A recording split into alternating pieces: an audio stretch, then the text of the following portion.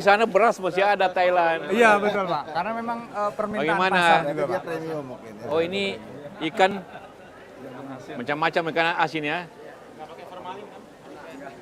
Ini apa?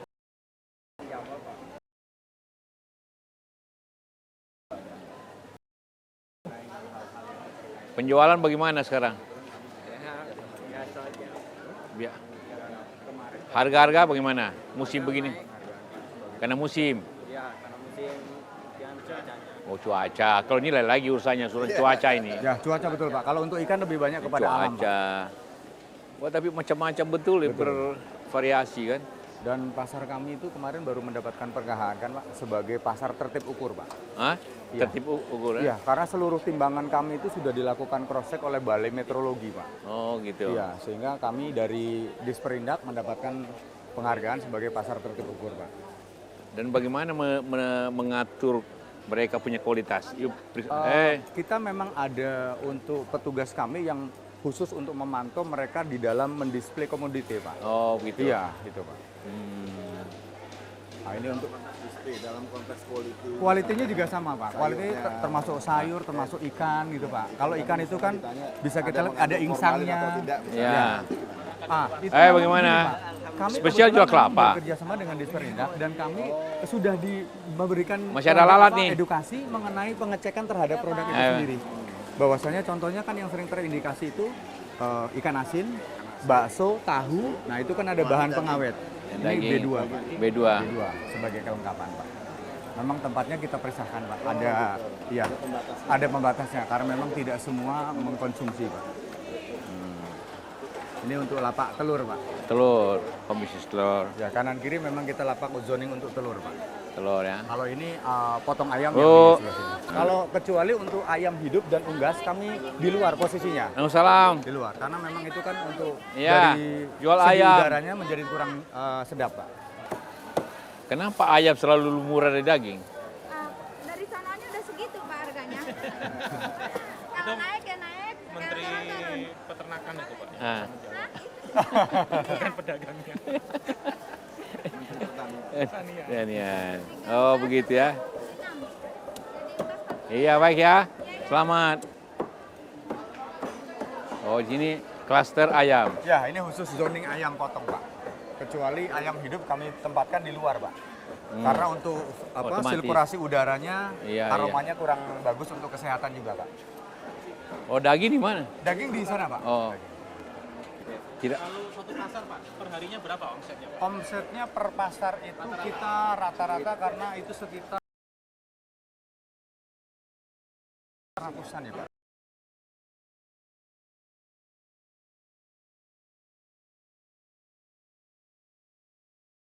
Lokal atau impor? Lokal dong. Lokal lebih bagus ya?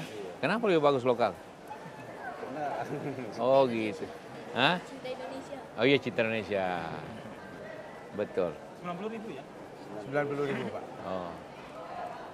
Baik. Jadi sekarang satu hari berapa kilo jualan? Omsetnya. Berapa kilo bisa jual Pak? Belum begitu banyak Pak. Kenapa? Ya sekintalan. Nanti kintalan 100 kilo. Oh 100 kilo. Berarti 10 juta. Iya betul. Sekitar 9 Lumayan lah juta. 9 jutaan. Ya, di Kari kita punya lapak ini ada 10 lapak. Hah? Kegedean modalnya tinggi harganya. Jadi daya belinya kurang. Oh begitu. Karena orang beli ayam sekarang ya. Lebih murah ayam. Ayam lebih murah. Iya, iya. Ayo Bapak, bagaimana keadaan penjualan sekarang ini? Naik atau turun? Ya ini ya kayaknya mau naik lagi nih.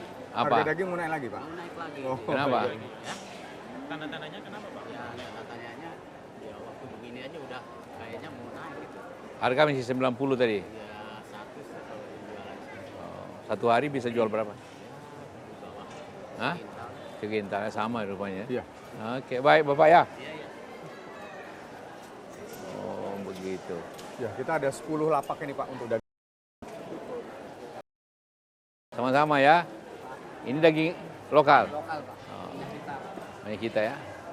Kalau ini Oh, jual lapak daun usus spesial. tahu tempe. Ini usus tahu tempe Pak. Oh, bikin tempe. Iya, persiapan Pak. Mereka untuk pembuatan tempenya untuk besok dijual kembali Pak. Oh, bikin sini sendiri. Persiapan ini Oh, Pak. siap.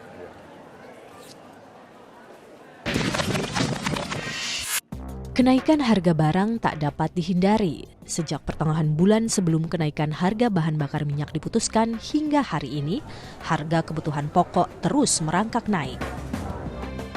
Dalam kurun waktu 1 minggu dari 12 Juni hingga 19 Juni 2013, harga sebagian besar kebutuhan pokok mulai merangkak naik dengan rata-rata kenaikan sebesar 10 hingga 20%. Beberapa komoditi mengalami sedikit kenaikan seperti minyak goreng naik Rp500 dan tepung terigu yang hanya naik Rp200. Ada pula komoditi yang mengalami kenaikan harga lebih dari Rp1.000. Beras misalnya naik sebesar Rp1.100 sedangkan telur mengalami kenaikan Rp1.100 dan daging ayam mengalami kenaikan paling besar mencapai Rp1.400. Pasca kenaikan harga bahan bakar minyak, harga kebutuhan pokok melonjak jauh lebih besar dari kenaikan sebelumnya. Harga daging sapi di Pangkal Pinang naik sebesar 33% dari Rp90.000 per kilogram ke angka Rp120.000. Kenaikan paling tinggi terjadi pada daging ayam yaitu sebesar 61% dari harga Rp28.000 menjadi Rp45.000 per kilogramnya. Harga kebutuhan pokok di pasar semakin melambung. Lalu, apa langkah yang akan dilakukan pemerintah untuk mengendalikannya? Untuk menjawab keresahan masyarakat mengenai khawatirnya akan adanya kenaikan harga barang yang cukup maksimal menjelang kenaikan BBM dan juga bulan puasa, bersama sudah hadir Bapak Bayu Krisnamurti, Wakil Menteri Perdagangan.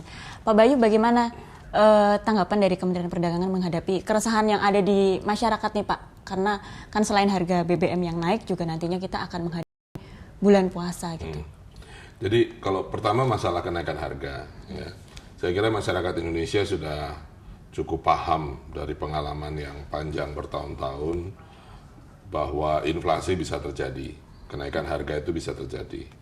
Dan juga sudah paham bahwa pada musim-musim seperti Ramadan dan Lebaran, kemudian juga tahun baru nanti, atau mungkin juga sekarang kebetulan bareng nih Ramadan dengan tahun ajaran baru sekolah, itu biasanya terjadi kenaikan harga.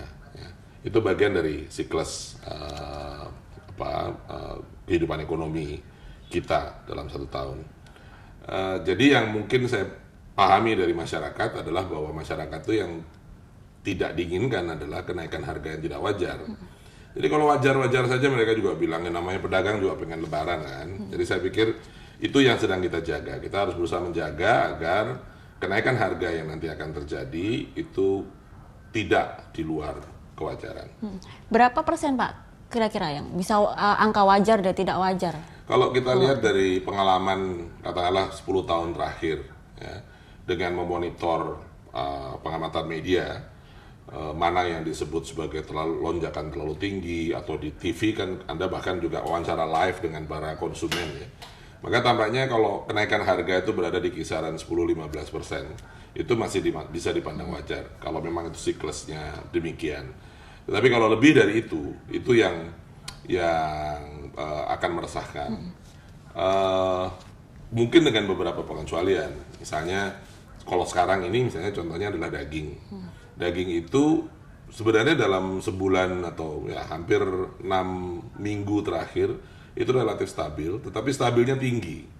Dia sudah sempat naik pada awal tahun dan naiknya tinggi, dan dia bertahan pada harga yang 90 ribuan, dan itu sebenarnya terlalu tinggi buat masyarakat gitu. Nah, kita bisa harapkan untuk turun. Jadi kalau misalnya pada level itu kemudian masih naik lagi 10-15%, tentu menjadi berat. Kemarin Pak, menanggapi menjelang kenaikan BBM yang masih seputar isu Pak yang kemarin-kemarin, saya sempat mengecek ke beberapa pasar Pak, dan sudah mengalami kenaikan sebesar 10 atau 15% atau 20% yang Bapak masih bilang wajar tadi. Nah, kalau diperkirakan hanya isu saja sudah segitu Pak kenaikannya. Nah, apakah dari Kementerian Perdagangan sudah memperkirakan nih Pak, kira-kira besok pasti akan tambah lebih ini kan Pak? Itu tinggi. Memang itu hal yang juga sangat kita cermati ya. Saya ingin mengatakan sebenarnya ada 3 alasan paling tidak.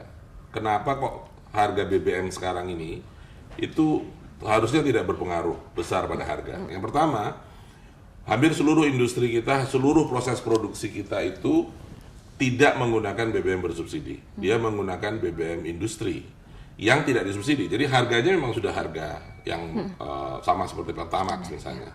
Solar industri harganya kira-kira seperti itu. Itu alasan pertama. Jadi kalaupun harga BBM bersubsidinya naik, harusnya dia tidak terpengaruh karena dia sudah menggunakan harga BBM yang lebih mahal.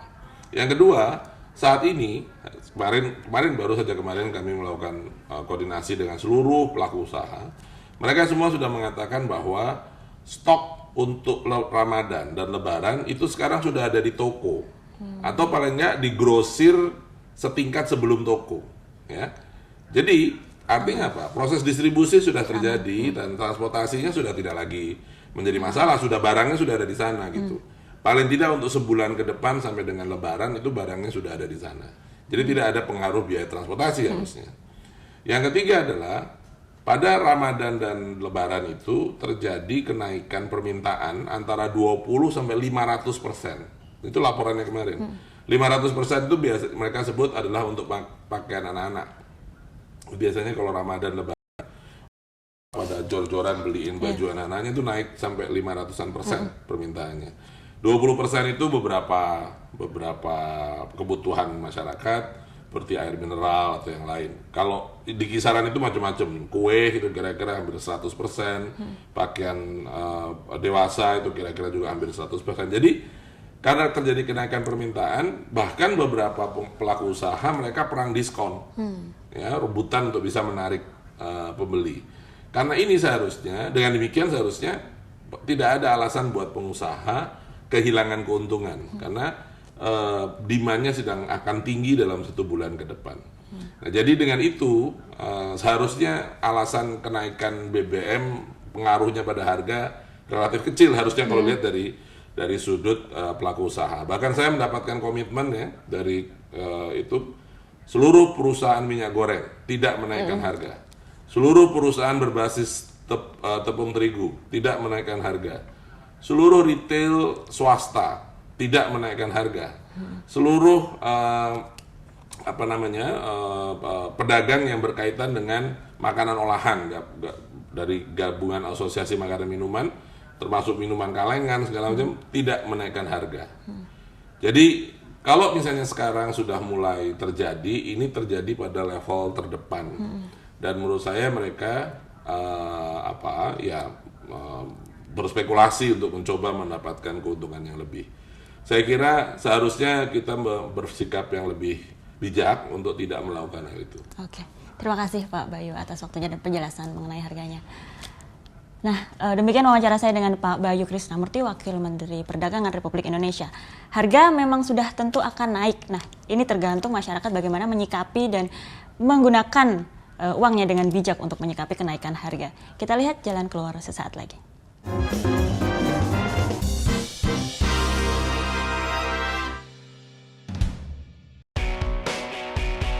Lepas penat di satu destinasi. Weekend You, episode Pulau Tidung. Sabtu